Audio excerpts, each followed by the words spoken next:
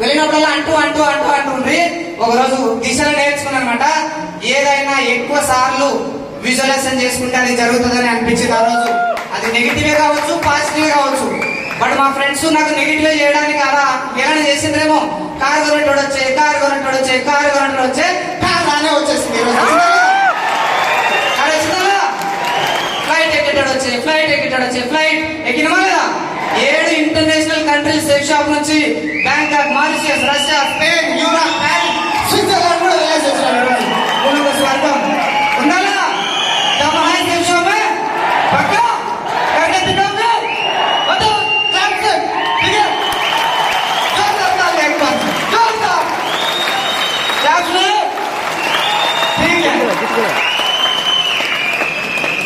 अभी थोड़ा हिंदी में कोशिश करना आपसे सॉरी मानो से అయినా ఒకటే గుర్తుపెట్టుకోండి, మీ ఫ్రెండ్స్ రిలేషన్ ఎవరైనా కానీ మీకు